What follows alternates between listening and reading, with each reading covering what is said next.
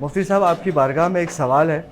اگر اولاد نماز نہ پڑھے تو کیا اس کا گناہ والدین پر ہوگا؟ والدین اگر کسی بھی نیک کام کا بچوں کو کہتے ہیں یا جو ہے وہ گناہ سے بچنے کے لیے کہتے ہیں تو یہ والدین کی ذمہ داری بھی ہے،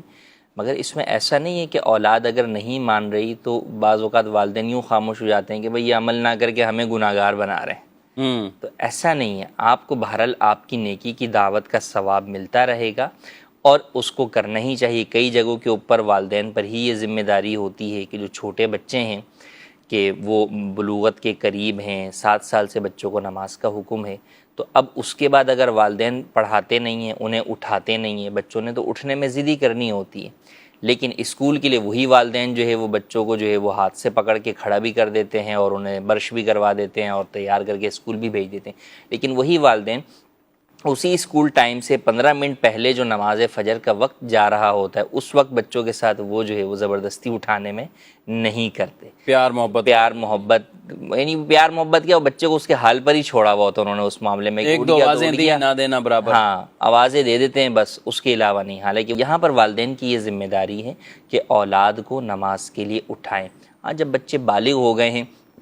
تو اب بھی حتی الامکان کوشش کریں، اور اس کی بڑی پیاری جو ہے وہ مثال جو ہے وہ علماء نے دی ہے کہ جناب اگر گھر کے اندر جو ہے وہ آگ لگ جائے تو آپ بچے کو کیسے بچائیں گے اس آگ سے؟ فقط آوازیں دیں گے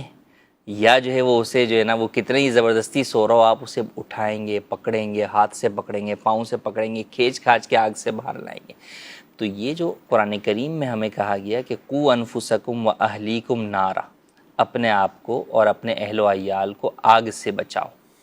تو یہ وہی جہنم کی آگ ہے جس سے ہمیں اپنی اولاد کو بچانا ہے۔ تو بچہ اگر نماز قضا کر رہا ہے جس صورت میں اس پر فرض و واجب ہے، فرض ہے، اس صورت میں یقیناً جو ہے وہ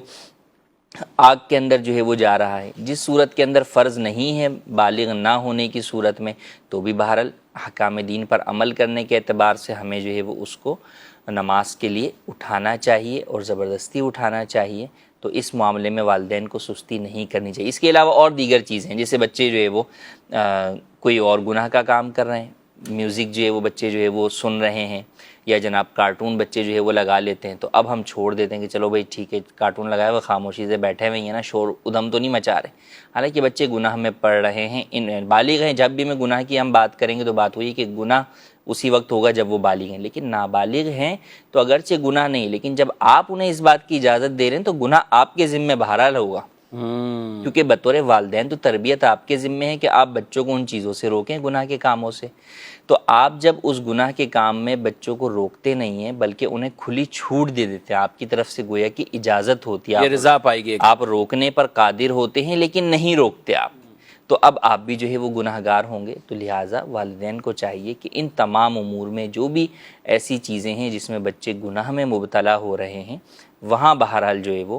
اولاد کی تعلیم و تربیت کے طور پر بھی اور اپنی ذمہ داری کے طور پر بھی انہیں گناہ سے بچانے کی حتی الامکان کوشش کریں۔ ہاں جو نفلی چیزیں ہیں اس کے اندر آپ کہتے ہیں بچے مان جاتے ہیں تو اچھی بات ہے، ان کے حسن انداز میں جو ہے وہ آپ ان کی تربیت کریں۔ اب اگر اس میں بچہ نہیں مانتا تو ٹھیک ہے، اس کے اندر جو ہے وہ گناہ گار بچہ بھی نہیں ہے، والدین بھی گناہ گار جو ہے وہ نہیں ہے، لیکن جو بھی فرائض و واجبات ہیں، گناہوں سے بچانے والی صورتیں ہیں، ان تمام میں والدین کو اپنی پوری ذمہ داری ادا کرنی ہوگی۔ وہاں بچوں کے عمل نہ کرنے کی صورت میں خاموش ہو جانا آپ کا گناہ بن جائے گا، تو لہٰذا ایسی صورت کے اندر آپ اس بات پر نہ جائیں کہ نہیں بھئی بچے تو سن ہی نہیں رہے، وہ نہیں سنیں گے، لیکن آپ کو ہی ان کو گناہوں سے باز رکھنے کی حتی الامکان کوشش کرنی ہوگی۔